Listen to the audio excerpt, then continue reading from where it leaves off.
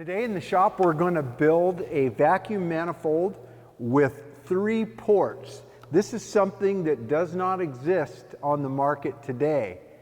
We're also going to talk about the one that I've asked FastCap to develop, this 3D printed prototype, and see if it's something we'd all be interested in.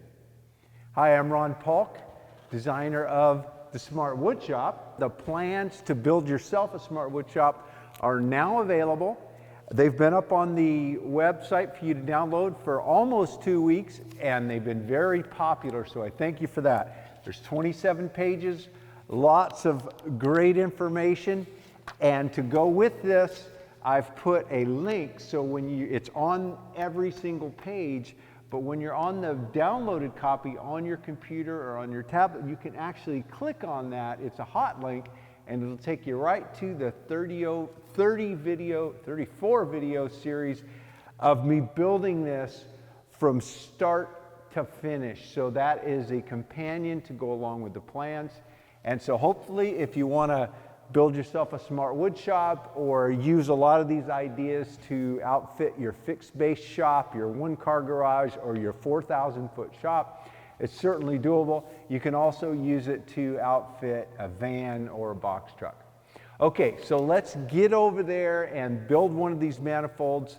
Okay, so we're gonna build this ourselves out of parts that we can go to the hardware store and get and order a couple of parts online. These blast gates, they're very tough to find in the local shops unless there's a rock or something around.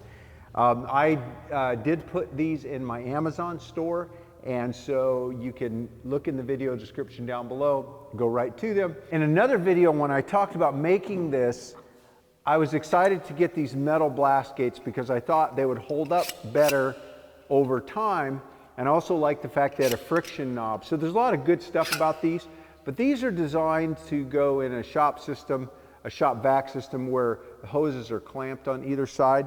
These will not work with any of the standard shop vac fittings. You know, you got to do the hoses over the outside. So, and the hoses won't plug into them either. So, you know, they just didn't work out. So I quickly took them out of my store because I didn't want to encourage anybody to buy these. And I made sure I put these back in. These work.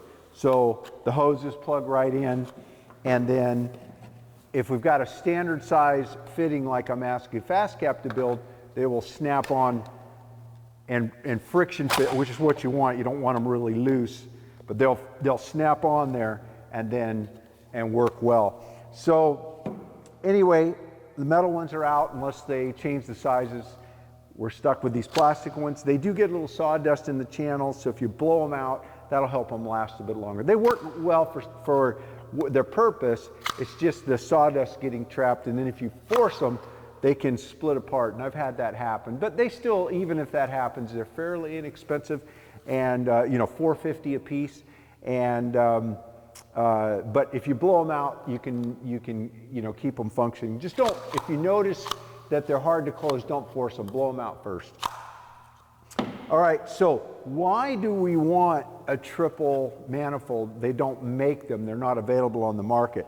Now, there is a nice dual, and I use this on one of my vacuums down below there to hook up my table saw, because I hook up my table saw with 2 hoses, one off the top because I have that. It's not on there at the moment, but it is where I suck the sawdust off of the top, which is where a lot of the dust is made. And then also the typical off the inside of the casing of the saw. And I don't need blast gates for that, because when the saw turns on and the vacuum turns on automatically, both hoses are sucking at the same time, and this plugs into the vacuum.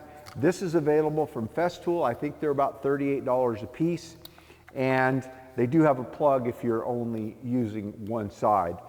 So that's on the market, but I want 3. So why? And also the fittings here, I would have to make an adapter to fit these, which is the way any of the manifolds out there would be made. Hence, I've asked fast cap to make these male all on all four so that it'll plug into the vacuum, and these blast gates will fit right on as well without any adapters.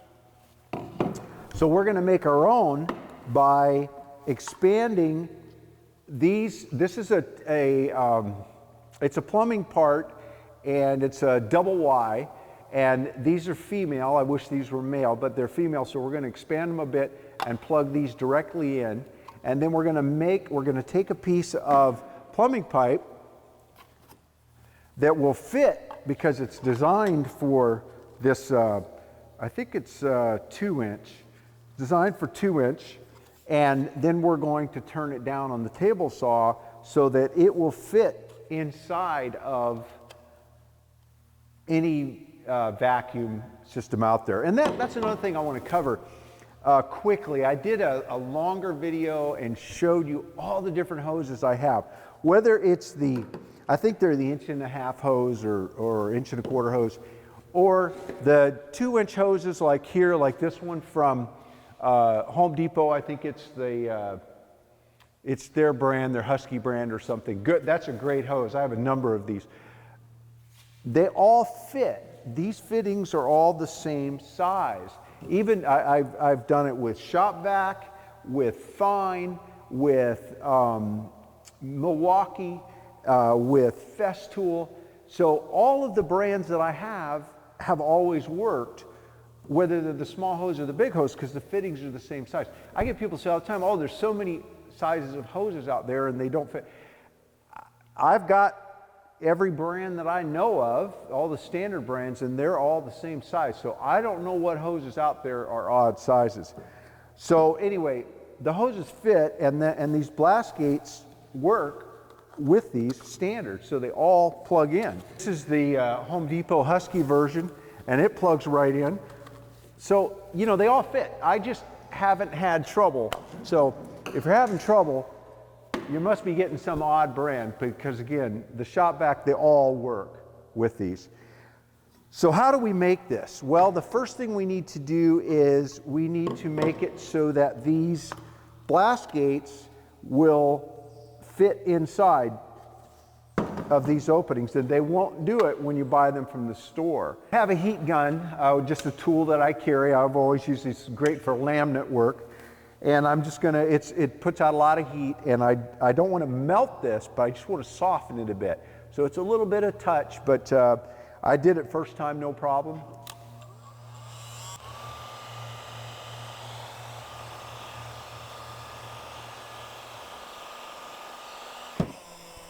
Once it gets soft enough, I'm gonna use this to actually fit it.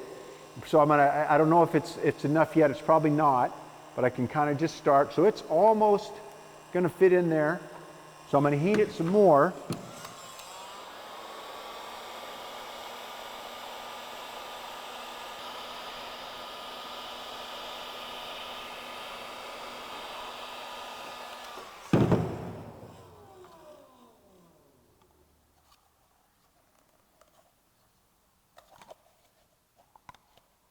Got it in there, and it's a nice tight fit, and I'm going to just let it cool down a little bit, just so that it sets nice and tight. I just want to friction fit this.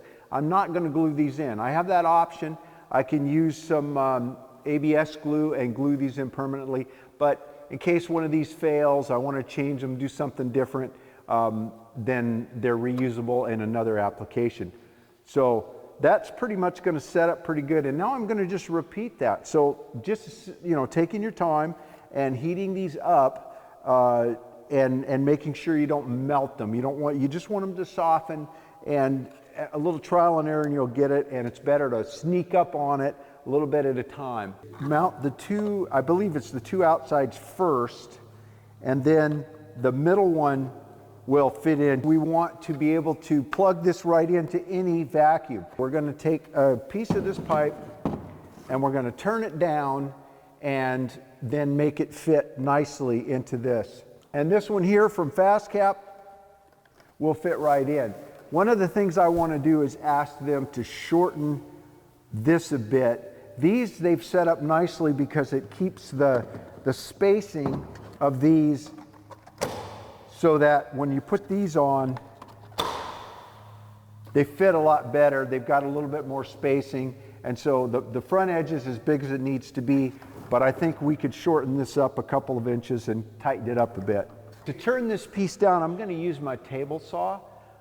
I could use my miter saw, and I actually kind of prefer that, but that miter saw has a dial-in depth to it. It's a very micro adjust, and so I could set up my turning jig here right up against there and turn it. But I know a lot of miter saws don't have that micro adjust.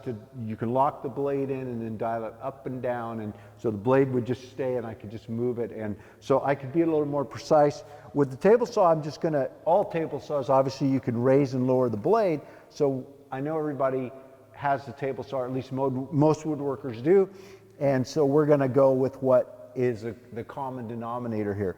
So what I wanna do is I want to mount this jig, and all this is, and you've seen this in another video, I use this to turn closet dowels down to 20 millimeters for some of my pegs and things, and it's just a block with a V in it that's a perfect 45, you know, turned up on edge so that holds circular things of any size.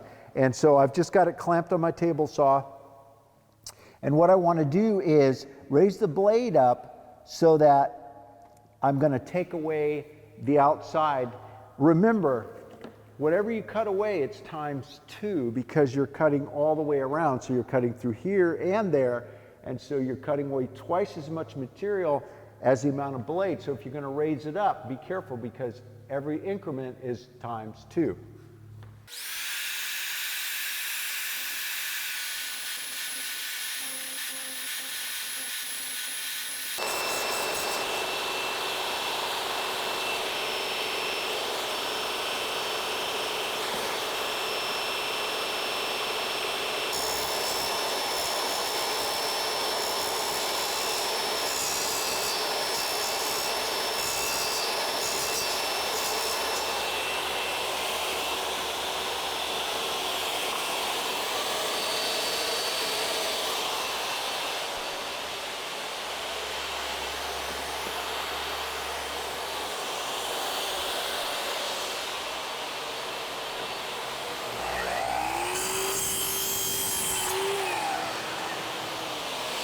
So that is the hard part, is turning that down. So now this will just fit right in, and I'll use ABS cement to permanently affix that to this end. And then these will just slip right in.